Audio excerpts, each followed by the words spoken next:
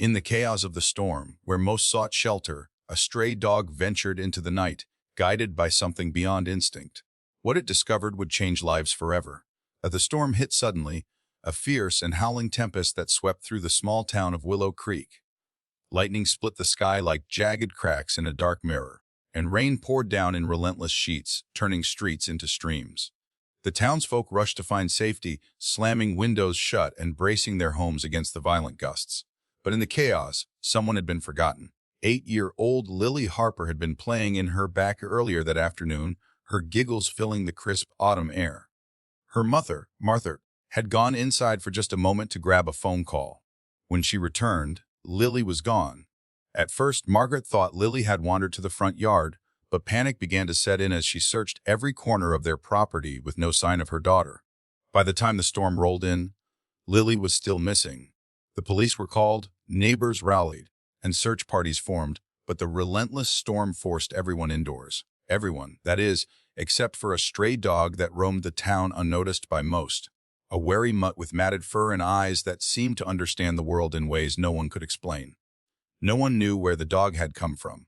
Some said it had been abandoned by its owner, left to fend for itself. Others claimed it had always been there, a quiet guardian of Willow Creek. The children called it Buddy, though it belonged to no one. That night, as the storm raged on, Buddy was huddled beneath an old bridge for shelter. The wind whipped through the gaps in the structure, and the dog shivered, its ribs visible beneath its damp coat. But something made Buddy perk up. A faint sound carried on the wind, a child's cry. Buddy's ears twitched, and without hesitation, the dog bolted into the storm, following the sound. Margaret's heart was breaking. She stood by the window, staring into the blackness of the storm, her hands trembling as she clutched Lily's favorite stuffed bunny. The search had been called off for the night due to dangerous conditions, but Margaret couldn't rest. Every crack of thunder felt like a cruel reminder that her daughter was out there, alone and afraid. Sheriff Tom Hayes had promised to resume the search at first light. "We'll find her," he said, though his eyes betrayed his doubt. "You need to stay strong." But Margaret knew the storm was unforgiving. Time was running out. Buddy trudged through the flooded streets, his paws slipping on the slick pavement. The cries had grown louder, more distinct, as the dog pressed on, his nose to the ground. Eventually, Buddy reached the edge of the woods that bordered the town. A dense, shadowy expanse known for its tangled underbrush and uneven terrain. The dog hesitated for only a moment before plunging into the trees. Lily was there, huddled beneath a fallen log. Her thin jacket was soaked through, her small hands clutching her knees as she sobbed. She had wandered into the woods chasing a butterfly and lost her way. When the storm came, she tried to find her way back but ended up deeper in the forest. Buddy barked, startling Lily. She looked up, her wide, tear-filled eyes meeting the dog's. At first, she shrank back, frightened by the unexpected visitor. But Buddy wagged his tail and approached slowly, lying down a few feet away to show he meant no harm. "Wary, are you here to help me?" Lily whispered, her voice trembling. Buddy barked again as if to say yes. The storm showed no signs of letting up, and the woods were a treacherous maze. But Buddy seemed to know the way. He nudged Lily gently, encouraging her to stand. She was cold, her legs wobbly, but she managed to follow the dog as he led her through the underbrush. When Lily stumbled, Buddy was there, standing firm so she could steady herself against him. When the rain seemed too heavy and the darkness too overwhelming, Buddy barked, keeping her focused. Hours seemed to stretch into eternity, but Buddy never faltered. He guided Lily back toward the faint glow of town lights in the distance, his determination unshaken despite his own exhaustion. Back in Willow Creek, Margaret refused to give up hope. She had joined the other searchers, standing at the edge of the woods with flashlights and calling Lily's name. Sheriff Hayes, though skeptical, kept his men on standby, their headlights piercing through the sheets of rain. It was just after midnight when a shadow emerged from the trees. Margaret froze, her heart pounding. At first, she thought it was a wild animal, but then she saw the unmistakable silhouette of a dog and a small figure walking beside it. "Lily!" Margaret screamed, dropping the flashlight and running toward her daughter. Lily collapsed into her mother's arms, sobbing as Margaret held her close, tears streaming down her face. "I was so scared, Mummy," Lily cried, "but the dog, he helped me." Margaret looked up to see Buddy standing a few feet away, his tail wagging weakly. She reached out a hand, but before she could thank him, the dog turned and began to walk away, disappearing into the storm once more. The search party couldn't believe the story when Margaret told them. A stray dog? Sheriff Hayes asked, scratching his head. And it just found her. Wes, Margaret insisted. If it weren't for that dog, my daughter wouldn't be here. The next morning the storm had passed, leaving behind a calm, clear sky. But Buddy was nowhere to be found. What drove Buddy to save Lily? And where had he gone? The answers would reveal an extraordinary truth that would leave the entire town speechless. The morning after the storm, Willow Creek was buzzing with talk of Lily's rescue. Everyone marveled at the mysterious dog who had appeared from nowhere to save the lost girl. Margaret couldn't stop thanking her neighbors and the sheriff for their support, but her mind kept returning to Buddy. Who was this dog? Why had he risked so much to save her daughter? And where had he gone? Sheriff Tom Hayes was equally curious. He decided to look through old town records to see if anyone had reported a dog like Buddy in the past. What he found would start to unravel a story that had been hidden for years. While Margaret and Lily rested at home, Olivia, an elderly woman who owned the local bakery, paid them a visit. Olivia had been in Willow Creek for decades, and when she heard the description of the dog, her face went pale. "I think I know that dog," Olivia said, her voice shaking slightly. Margaret frowned. "You've seen him before." Olivia nodded. "If it's the same one, he used to belong to a man named Samuel. Samuel lived just outside of town, in a little cabin near the woods. That dog was his whole world." "What happened to him?" Margaret asked. Olivia hesitated, her gaze dropping. "Samuel passed away years ago. They said the dog ran off after that, and no one ever saw it again." As Olivia recounted the tale, Margaret listened intently. Samuel had been a quiet man, a carpenter by trade, who kept to himself but was known for his kindness. He'd found the dog, then just a scrappy puppy, abandoned near the woods. Samuel named him Buddy, and the two became inseparable. "He always said that dog wasn't like any other," Olivia continued. "Said Buddy had a sense about people. He'd show up when someone was in trouble, almost like he could feel it." Margaret's heart skipped a beat. "That sounds just like what happened with Lily." "It does," Olivia agreed. "But it doesn't make sense. Samuel's been gone for nearly 5 years. That dog should va." She trailed off, unwilling to finish the thought. Margaret couldn't shake the feeling that there was more to Buddy's story. With Sheriff Hayes' help, she found the location of Samuel's old cabin. It was deep in the woods, nestled among towering trees, and surrounded by overgrown grass. The place had been abandoned since Samuel's death, but something about it felt alive. Margaret and the sheriff entered cautiously, their flashlights cutting through the dimness. Inside, they found a simple, tidy space that had been untouched for years.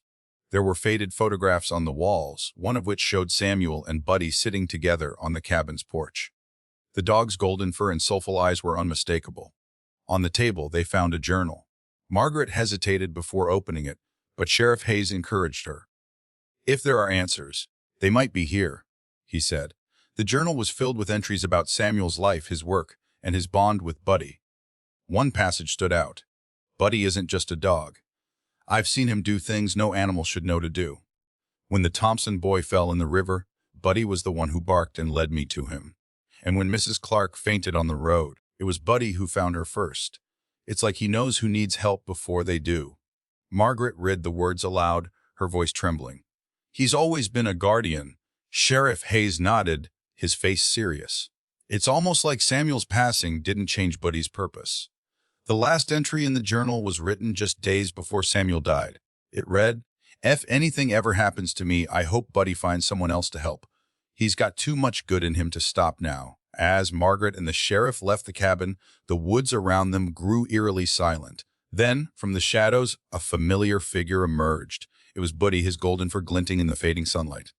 "Buddy," Margaret called, her voice filled with relief. The dog trotted toward her, his tail wagging softly. He looked at her with those same soulful eyes, and for a moment, it felt like he understood everything she'd just discovered. Sheriff Hayes knelt beside the dog, stroking his damp fur. "Where have you been, boy? And how do you always know when to show up?" Buddy barked once, a low, steady sound, and then turned his head toward the woods. It was as if he was telling them there was still more to uncover. Back in town, Buddy became a local hero. Children adored him, adults marveled at his courage, and Lily clung to him whenever he visited. But Buddy never stayed in one place for long. He seemed restless, always looking toward the horizon, as though his work wasn't finished. Margaret couldn't help but feel a deep connection to the dog. "He saved my daughter," she told Sheriff Hayes one day. "And I think he's still trying to save others." The sheriff nodded. If Samuel was right, and this dog really has a purpose, then maybe he's not done yet. But what none of them realized was that Buddy's greatest act of heroism was still to come. It was a calm evening in Willow Creek, the kind that felt like a collective sigh of relief after the storm. Families sat down for dinner, children played in the streets, and the town finally began to feel whole again after Lily's rescue. But far away in the dense woods at the edge of town, danger was brewing. A spark from a downed power line ignited the dry underbrush, and within minutes, flames began to spread. By the time the fire was noticed, it had grown into a roaring blaze, racing toward the town. The fire department was alerted, but the wind was against them. Sheriff Hayes quickly organized an evacuation, moving residents away from the advancing flames. But as people gathered at the town's central square, one family was noticeably absent: the Carters. Margaret had taken Lily back into the woods earlier that day to visit Samuel's old cabin. Unaware of the fire's rapid approach, they were now in grave danger. As chaos erupted in the town square, Buddy appeared once again, his golden fur matted with soot and his eyes filled with urgency. He barked furiously, tugging at Sheriff Hayes' pant leg. "What is it, boy?" Hayes asked, crouching down. Buddy barked again and took off, glancing over his shoulder to ensure Hayes was following. The sheriff grabbed a flashlight and radioed his team. "I think Buddy knows where the Carters are. I'm going after him." Margaret and Lily had been enjoying the serenity of the cabin when they noticed the smoky smell wafting through the air. At first, Margaret thought it was from a neighbor's fireplace, but when the sky began to glow orange, her heart sank. "Mummy, what's happening?" Lily asked, clutching her stuffed bunny. Margaret grabbed her daughter's hand. "We need to go, sweetheart." Now, they stepped outside to the fire alarmingly close. Flames licked the edges of the forest, and thick smoke obscured the path. Margaret tried to stay calm, but fear threatened to overwhelm her as they stumbled through the woods. Just when it seemed all hope was lost, a bark rang out through the haze. "Buddy!" Lily cried, recognizing the sound immediately. The golden dog burst through the underbrush, his tail wagging despite the danger. He barked again, urging them to follow. Margaret didn't hesitate. She scooped Lily into her arms and ran after Buddy, trusting him completely. Buddy led them through the woods with uncanny precision, avoiding fallen branches and blazing patches of ground. Margaret's lungs burned from the smoke, and Lily clung to her tightly, but Buddy never slowed down. Finally, they broke through the tree line and emerged near the main road, where Sheriff Hayes was waiting with his truck. He jumped out and ran toward them, helping Margaret and Lily into the vehicle. "Thank God," he said, his voice shaking. "I thought we'd lost you." Margaret turned to thank Buddy, but he was already gone, disappearing back into the smoke. As the fire consumed more of the woods, a firefighter reported that a group of stray animals had been spotted trapped in a ravine. It was a dangerous area, surrounded by flames, and the firefighters couldn't reach it in time. Buddy appeared once again, barking and tugging at the firefighter's sleeve. Reluctantly, they decided to follow him, and to their amazement, Buddy led them directly to the ravine. There, huddled together, were several cats, raccoons, and even a deer fawn. The firefighters worked to rescue the animals, and just as the last one was lifted to safety, the fire closed in. Buddy refused to leave, circling the area to ensure no creature had been left behind. "Buddy, come on," a firefighter shouted. But the dog didn't move. He barked one final time, his eyes filled with determination, before vanishing into the flames. The fire was eventually brought under control, but not without cost. As the town began to rebuild, news of Buddy's heroism spread far and wide. People shared stories of his bravery, from saving Lily to guiding the firefighters. But the loss of the golden dog left a hole in everyone's hearts. A memorial was erected in the town square, a bronze statue of Buddy standing proudly, his tail mid-wag. Below it, a plaque read, "To Buddy, the guardian of Willow Creek. Your courage and love will never be forgotten." Months later, as Margaret and Lily visited the statue, Lily held her stuffed bunny close and whispered, "I miss you, Buddy." Margaret knelt beside her daughter. "I think he's still watching over us, sweetheart. He'll always be with us." That night, as the town slept peacefully, a golden figure stood on the hill overlooking Willow Creek. It was Buddy, or perhaps something more.